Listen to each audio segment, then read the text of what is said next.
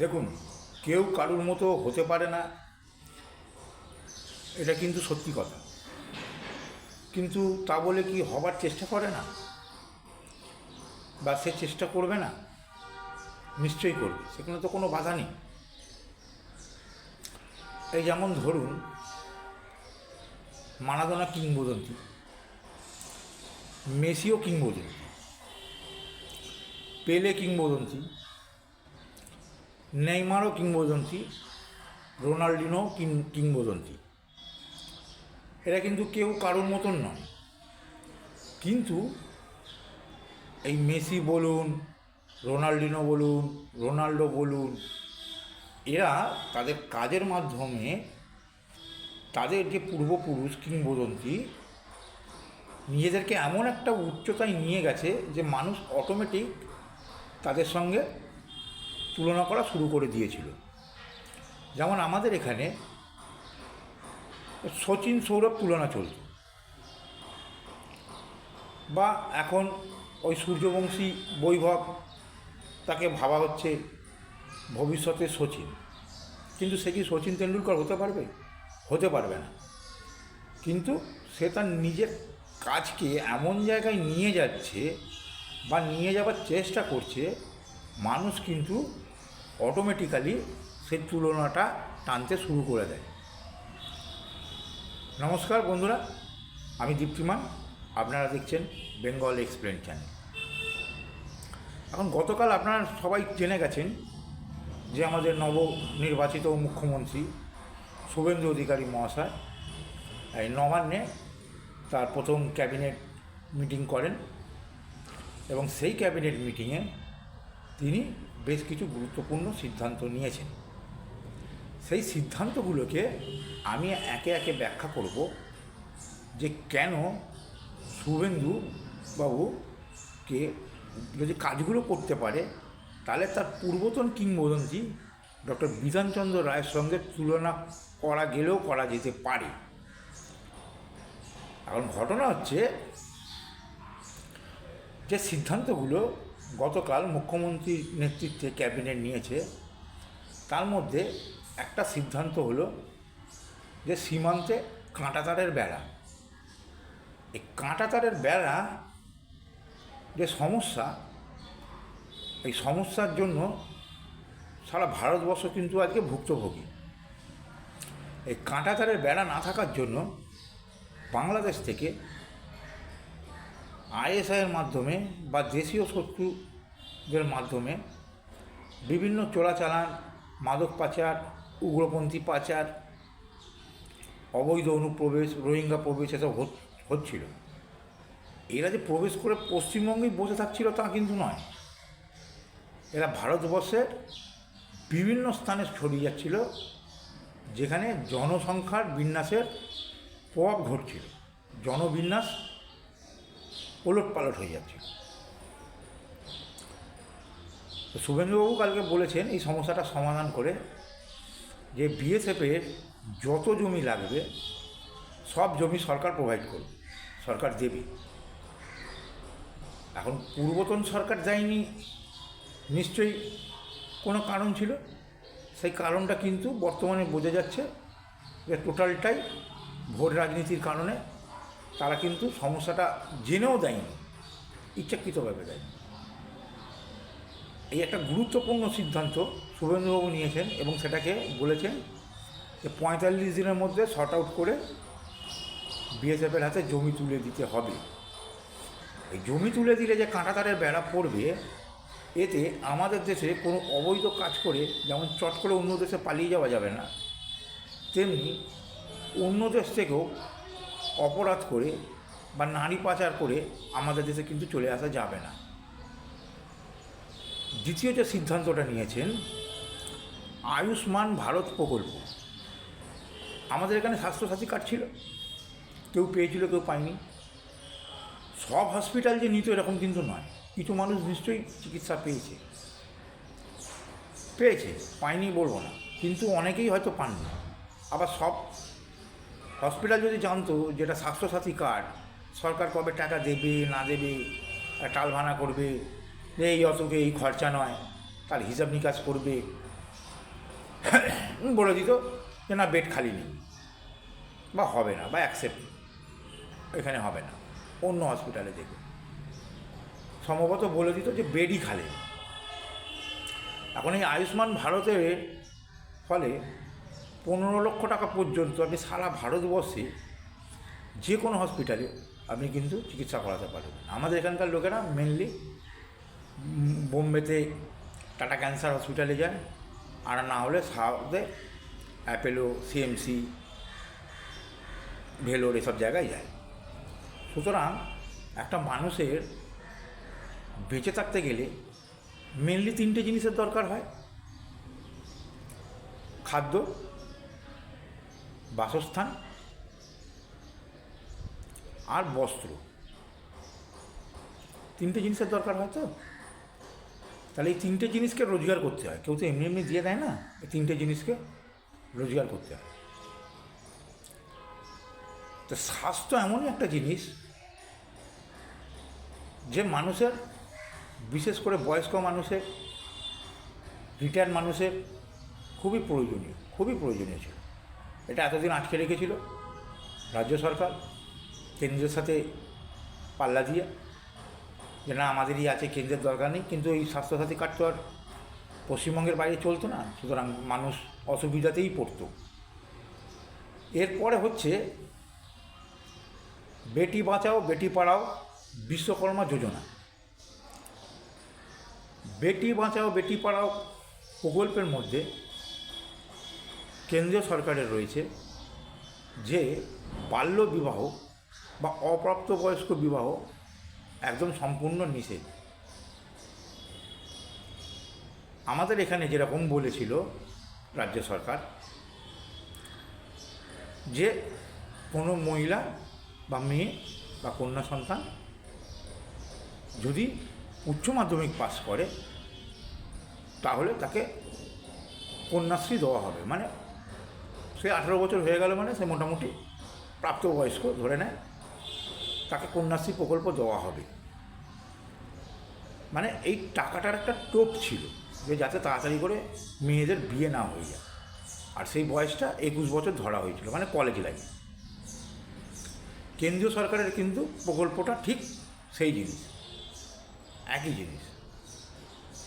এছাড়া কী ছিল? বিশ্বকর্মা যোজনা। বিশ্বকর্মা যোজনা মানে যারা ছোটোখাটো বাড়িতে হাতের কাজ করে, স্বর্ণকার হতে পারে, যারা সোনার গয়না বানান, মুচি হতে পারে, যারা জুতো বানান, আপনার কাঠের মিস্ত্রি হতে পারে, মানে তারপরে ঠাকুর শিল্পী হতে পারে, যারা ঠাকুর বানান, ছোটোখাটো শিল্পী যাদেরকে আমরা বিশ্বকর্মা বলে জানি। এদের কিন্তু কোনো প্রকল্প ছিল না রাজ্যে। এই প্রকল্পটা কিন্তু কেন্দ্রের প্রকল্প, বিশ্বকর্মা প্রকল্প। এই প্রকল্পে এরা আর্থিক সহায়তা এবার থেকে পাবেন। সরকার এখনও টাকাটা অ্যানাউন্স করেনি, কেন্দ্রের যা বরাদ্দ সেই বরাদ্দটা পাবেন, নোটিফিকেশানের মাধ্যমেই তো অ্যানাউন্সমেন্ট করবেন, মুখে হয়তো এখন বলছেন, তো সব কিছুরই একটা নোটিফিকেশান হবে। এরপরে কেন আমি বলছি যে আজ থেকেই, মানে কাল থেকেই রাজ্যে চালু হয়ে গেছে বিএনএস, ভারতীয় ন্যায় সংহিতা।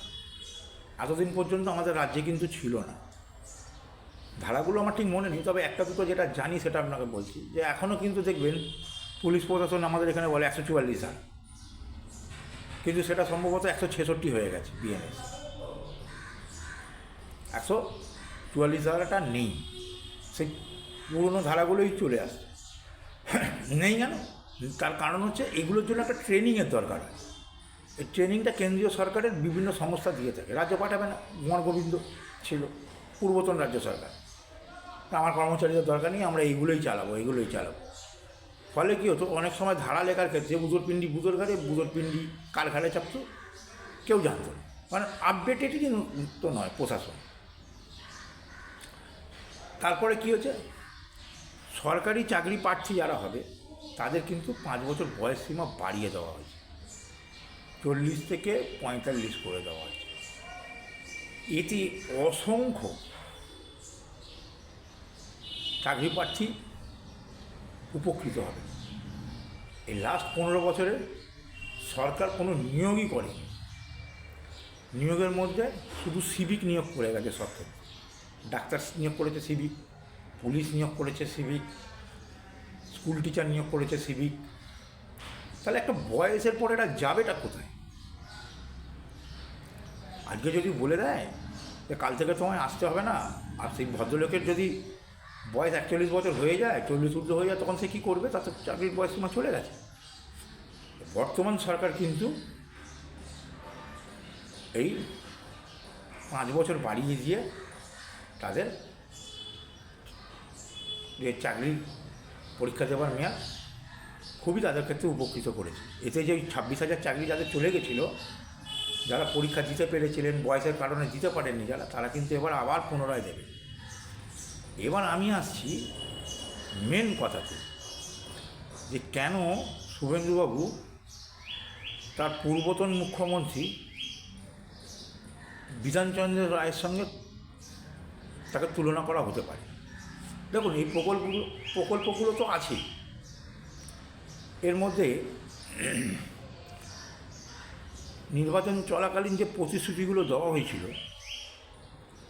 অন্নপূর্ণা ভাণ্ডার 3,000 প্রত্যেক মাসে, মানে তার মানে যতদিন বিজেপি সরকার থাকবে, আমি ধরেই নিচ্ছি যে জনপ্রিয়তা নিয়ে এই বিজেপি সরকার এসছে, এই প্রকল্পগুলো চালু হলে এই প্রকল্পগুলোর জন্য সামনের বিধানসভা 2031-এও উতরে যাবে। তাহলে মোটামুটি 10 বছর হয়ে যাবে। তার পরের বিধানসভায় 36-এ গিয়ে অ্যান্টি ইনকামবেন্সির কাজ করলেও করতে পারে, যদি সরকার না নতুন কিছু দেখাতে পারে। কারণ কোনো প্রকল্প ধারাবাহিকভাবে চলে আসলে তার এফেক্ট কিন্তু কম হয়। ঠিক অনেকটা তো ওই সমুদ্রের ঢেউয়ের মতন, দেখবেন দূরে অনেকটা বড় ঢেউ খেলতে খেলতে খেলতে খেলতে খেলতে খেলতে যখন ডাঙায় আসে তখন কমে যায়। ঠিক সেরকম অ্যান্টি ইনকামবেন্সি কিন্তু 15 বছর বাদে দেখা যাবে। তার মধ্যে অনেকগুলো কাজ এই সরকার করবে, সেটা প্রতিশ্রুতি দিয়েছে। তার মধ্যে একটা হচ্ছে এই অন্নপূর্ণা ভাণ্ডার, মা বোনেরা উপকৃত হবেন। এর সাথে কি আছে, যে কোনো মহিলা ছাত্রী যদি উচ্চ মাধ্যমিক পাস করে কলেজে ভর্তি হয়, তাহলে তাকে এককালীন 50,000 টাকা সহায়তা দেওয়া হবে। তাহলে ধরে নিলাম 18 বছর থেকে 21 বছর বয়স পর্যন্ত সে কলেজে পড়বে, মিনিমাম 3 বছর, সে 50,000 টাকা সহায়তা পাবে। এবার 21 বছর বয়সে যদি তার বিয়ে হয়ে যায় এবং 22 বছর বয়সে সে যদি গর্ভবতী হয়, সন্তান সম্ভবা হন, তার সন্তান ভূমিষ্ঠ হবার সাথে সাথে কিন্তু তিনি 21,000 টাকা পুনরায় একটা সাহায্য পাবেন। এই 21,000 টাকা পুনরায় সাহায্যটা তো স্বাস্থ্য প্রকল্পে আসবে। এটা নিশ্চয়ই আপনাকে সরকারি হসপিটাল বা সরকারি স্বাস্থ্যকেন্দ্র থেকেই আপনাকে কিন্তু সন্তানের জন্ম দিতে হবে, এবং সেই হসপিটালেরই দায় থাকবে যে আপনার নাম নথিভুক্ত করে আপনার পাসবই বা ব্যাঙ্ক অ্যাকাউন্ট আপডেট করে সরকারের যথাযথ পোর্টালে আপলোড করা। এবার সরকার বলেছে যে যতদিন না যুবকরা চাকরি পাবে তাদের বেকার ভাতা 3,000 টাকা দেওয়া হবে। মানে এই সরকার যেটা এই ভোটের মুখে চালু করেছিল 1,500, বর্তমান সরকার, পরিবর্তিত সরকার, তার পরিমাণ কিন্তু 3,000 করে দিয়েছে। তার সাথে সাথে বয়সের ঊর্ধ্বসীমা 5 বছর বলে দিয়েছে, মানে চাকরির পরীক্ষা হবে তবেই না বয়সের ঊর্ধ্বসীমার কথা বলেছে। যে পূর্বতন সরকার 5 লাখ 5.5 লাখ শূন্য পদে নিয়োগ করেনি, সেই শূন্য পদগুলোতে ধীরে ধীরে ধীরে ধীরে পূরণ হবে। আর পূরণ হবে এটা বোঝাই যাচ্ছে বয়সের সীমাটা কিন্তু বাড়িয়ে দেওয়া আছে, যে ওই সরকার করেনি। শিক্ষিত ছাত্রছাত্রীরা ভুক্তভোগী, তাদের সুরাহার্থে 5 বছর করে দিলাম। এরপর আছে মহিলাদের সরকারি বাসে বিনামূল্যে যাতায়াত। এখন যারা কলকাতায় থাকেন তারা ভাবতে পারেন যে আমি যদি দীঘা যাই বা শিলিগুড়ি যাই সরকারি বাসে, তাহলে কি বিনামূল্যে? আমার যতদূর ধারণা তা কিন্তু নয়। এটা কিন্তু জেলা ওয়াইজ বা অঞ্চল ওয়াইজ হবে, দূরপাল্লার কোনো বাসে কিন্তু হবে না। নোটিফিকেশান বেরোয়নি, বেরোলে সব কিছু বোঝা যাবে। কিন্তু মহিলারা সরকারি বাসে চাপলে কর্মসূত্রে যদি কোথাও যান, যে কলকাতা থেকে যাদবপুরে যাচ্ছি চাকরি করতে, বা কলকাতা থেকে সল্টলেকে যাচ্ছি, বা সল্টলেক থেকে হাওড়ায় আসছি, বা সাউথ 24 পরগনায় যাচ্ছি, কোনো জায়গায় যাচ্ছে, শহর বা শহরতলিতে সেটা কিন্তু সম্পূর্ণরূপে ফ্রি হয়ে গেল। এরপরে দিচ্ছে আপনার প্রধানমন্ত্রী আবাস যোজনা, মানে যাদের নিজেদের জায়গা আছে, জমি আছে, কাগজ আছে, টিনের চাল, মাটির বাড়ি, তাদের কিন্তু এবার পাকা বাড়ি হবে।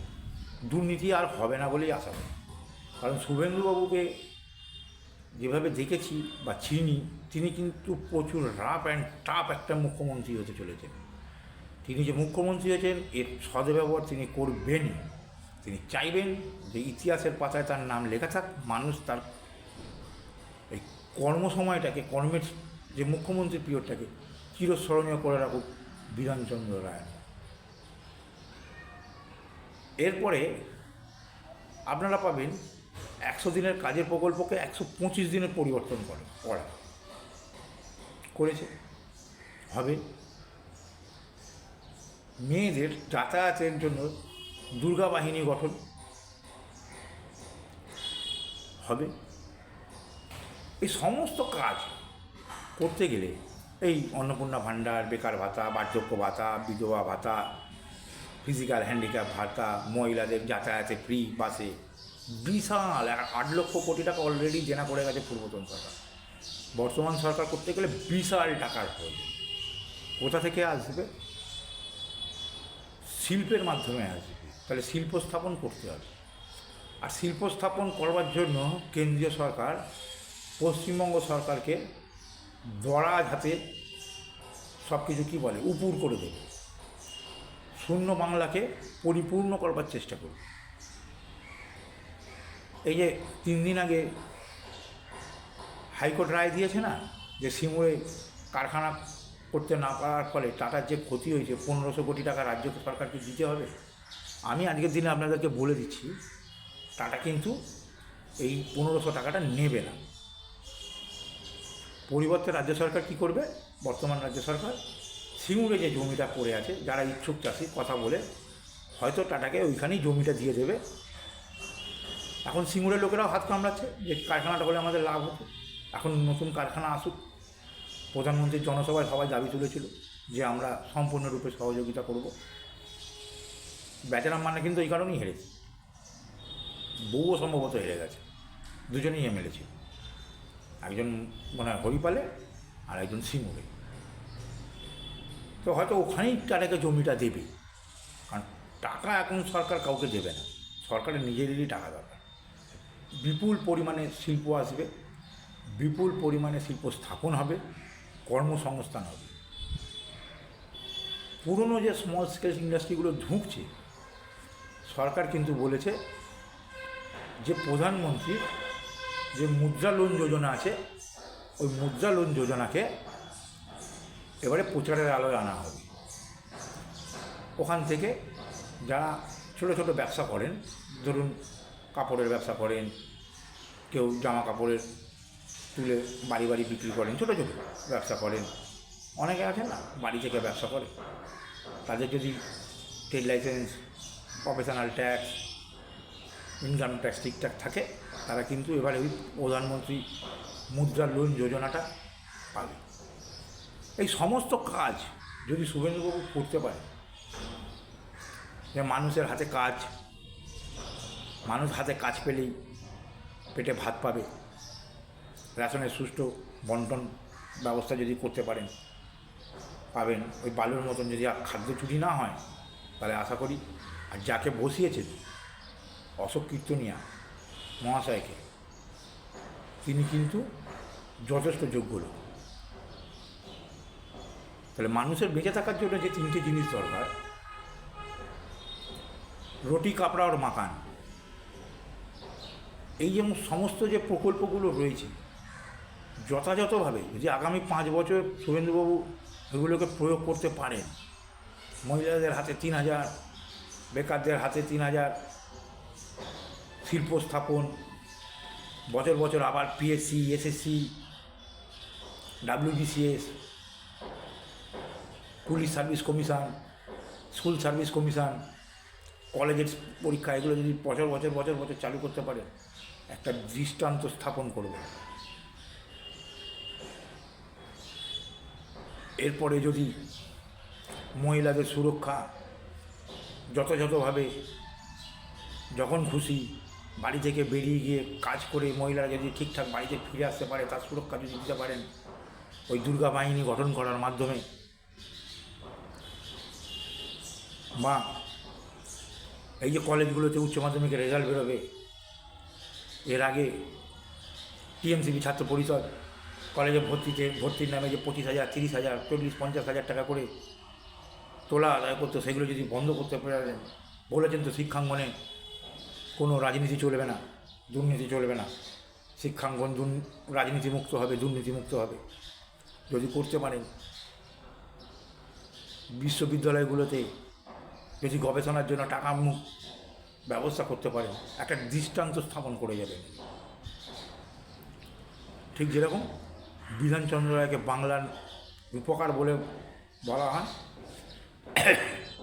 দুঃখিত, বলা হয়, শুভেন্দুবাবুর কাছে কিন্তু সুবর্ণ সুযোগ একদম খাদে পড়ে যাওয়া রাজ্যকে টেনে তুলে দাঁড় করাবার। আর এই দাঁড়টা যদি উনি 5-7 বছর 10 বছরের মধ্যে করে দিতে পারেন, আগামী 15 বছর 3টে টার্ম শুভেন্দু অধিকারী মুখ্যমন্ত্রী থাকছেন, যদি বিশেষ কিছু হেলদোল না হয়, অঘটন না ঘটে, যদি দাঁড় করে দিতে পারেন, তাহলে কিন্তু তাহলে কিন্তু একটা দৃষ্টান্ত স্থাপন করবে। কারণ বিধানচন্দ্র রায়ের পর থেকে শুভেন্দু অধিকারী পর্যন্ত মাঝের যতগুলো মুখ্যমন্ত্রী ছিল, তারা কিন্তু কেউ দৃষ্টান্ত স্থাপন করতে পারেনি। বহু সরকারি, পশ্চিমবঙ্গ রাজ্য সরকারের সংস্থা আছে যেগুলোকে হয় বেসরকারি হাতে তুলে দিতে হয়েছে, না হলে পুঁজির অভাবে, অর্থের অভাবে, সংস্কৃতির অভাবে বন্ধ করে দিতে হয়েছে। আমার দৃঢ় বিশ্বাস মেদিনীপুরের খেটে খাওয়া লোক তো, উনি এগুলো করতে পারবেন। আর করতে পারলে উনি কিন্তু চিরস্মরণীয় হয়ে থাকবে ওই বাঙালির হৃদয়ে, ঠিক বিধান রায়ের মতো। শুভেন্দুবাবুর কাছে কিন্তু প্রচুর অপরচুনিটি আছে। তার একটা নমুনা যেদিনকে শপথ হয় সেদিনই বাপ বলে স্কুল সার্ভিস কমিশন কিন্তু ওই 22 লক্ষ 26 লক্ষ ওএমআর অনলাইনে প্রকাশ করে দিয়েছে। ছিল হয় পূর্বতন সরকারের চাপে, না হলে শয়তানির জন্য সুপ্রিম কোর্টের অর্ডার থাকা সত্ত্বেও এরা অর্ডারকে সুপ্রিম কোর্টকেই মানেনি। পূর্বতন সরকার ধরাকে সরাজ্ঞান মনে করেছিল, ছিল যখন প্রকাশ করেননি, এখন চপেটা হাত খাবার ভয়ে দুমদারাক্কা প্রকাশ করে দিয়েছে। এরপরে রয়েছে রাজ্য সরকারি কর্মচারীদের বকেয়া ডিএ, যা 45 দিনের মধ্যে মেটাবার প্রতিশ্রুতি নির্বাচনে ছিল। সঙ্গে 7ম পে কমিশন চালু, 8ম পে কমিশন লাগু। মানে যে 40-42% ডিএ নিয়ে এত মামলা মোকদ্দমা হল্লা, সুপ্রিম কোর্ট করা, দীর্ঘ 7-8 বছর ধরে কি তারও বেশি সময় ধরে লড়াই করে যাওয়া, সেই রায় যখন বেরোলো যে হ্যাঁ কর্মচারীদের ডিএ দিয়ে দিতে হবে, রাজ্য সরকারের ন্যাকামি চালাকি, 30-35-40% দিয়ে বলছে 100% দিয়েছি, কেউ পেয়েছে কেউ পায়নি, কাগজ আসেনি, সে ডিএ কিন্তু এবার মিটে যাবে। সঙ্গে বলেছে, অমিত শাহ নিজে বলেছে যে 7ম পে কমিশন চালু হয়ে যাবে, আর কেন্দ্রের সাথে তাল মিলিয়ে 8ম পে কমিশনও লাগবে। তার মানে সমকাজে সমবেতন। একজন গ্রুপ ডি কেন্দ্রীয় সরকারের কর্মচারী যা মাইনে পায়, পশ্চিমবঙ্গ রাজ্য সরকারের গ্রুপ ডিও এবারে সেম মাইনে পাবে। এই কাজগুলো হলে আপনাদের কী মনে হয় যে শুভেন্দুবাবু চিরস্মরণীয় হয়ে থাকবে না? ইমপ্লিমেন্ট তো রাজ্য সরকারই করবে, ক্যাপ্টেন তো শুভেন্দুবাবু। ভালো কাজের দায় যেরকম তিনি নেবেন, সরকারের দুর্নীতিগ্রস্ত হলে তার দায়ও তাকে নিতে হবে। আর তো হবে না, সরকার চলবে না খাউঙ্গা না খানি দুঙ্গা, মোদির গ্যারেন্টি। প্রত্যেকটা এমপির সাথে কিন্তু স্বরাষ্ট্রমন্ত্রী ব্যক্তিগতভাবে যোগাযোগ রাখে তার কেন্দ্রে কী হচ্ছে, যে 7টা বিধানসভা এবারও রেখেছে ভোটের পরে, রেজাল্ট বেরিয়ে যাওয়ার পরে খবর নিয়েছেন প্রত্যেকটা এমপির থেকে যে আপনাদের কেন্দ্রে কটা বিধানসভা কেন্দ্র, তার ফলাফল কী। প্রত্যেকটা এমপিকে কিন্তু বা তার পরিচিতি লোককে কিন্তু জন্মদিনের শুভেচ্ছা জানান ভিডিও কলের মাধ্যমে স্বরাষ্ট্রমন্ত্রী। নজর থাকবে দিল্লি, এখানে ট্যাপও করার কোনো জায়গা থাকবেই না। স্বাস্থ্য, খাদ্য, কর্মসংস্থান যদি কোনো সরকার করে দেয়, মানুষ তাকে মনে রাখবে না? এই কাজগুলোর মাধ্যম দিয়েই তো বিধান রায় চিরস্মরণীয় হয়ে আছে। হয়তো শুভেন্দুবাবু বিধান রায়ের মতন হতে পারবেন না, তার মতন 3টে শহর প্রতিস্থাপন করতে পারবেন না, তার মতন হয়তো হরিণঘাটা তৈরি করে দিতে পারবেন না, সল্টলেক হবে না, দুর্গাপুর হবে না, কল্যাণী হবে না, কিন্তু বাকি কাজগুলো তো হবে। শিল্প স্থাপন হবে, কর্মসংস্থান হবে, বাংলায় কর্মসংস্কৃতি ফিরবে, দুষ্কৃতি রাজের অবসান হবে, মানুষ যখন খুশি যেখানে খুশি যেতে পারবে নিশ্চিন্তে, বাড়ির লোক চিন্তা করবে না, ফিরে আসবে, মহিলারা বেরোবে, শরীর থাকলে যেরকম জ্বর সর্দি কাশি হয় তেমনি ধর্ষণও হয়, এরকম কথা বলবার মতন কোনো লোক যখন থাকবে না, মানুষ তাকে গ্রহণ করবে না। আপনাদের কি মতামত? আপনাদের কি মনে হয় বন্ধুরা? আমার আর বিশেষ কিছু বলার নেই, আপনারা শুনলেন। সাবস্ক্রাইব অবশ্যই করুন, লাইক বাটন টিপুন, শেয়ার করুন, নিচে কমেন্ট বক্সে লিখুন যে এই সমস্ত প্রতিশ্রুতিগুলো যেগুলো কেন্দ্রীয় সরকার প্রকল্পগুলো চলছে এবং ইলেকশনের সময়, ভোটের সময় রাজ্য বিজেপি নেতৃত্ব যে প্রতিশ্রুতিগুলো দিয়েছে সেগুলো যদি সব মানা হয়, তাহলে বর্তমান মুখ্যমন্ত্রী একজন কিংবদন্তি হয়ে উঠতে পারেন কি। জয় হিন্দ, বন্দে মাতরম, ভারত মাতা কি জয়।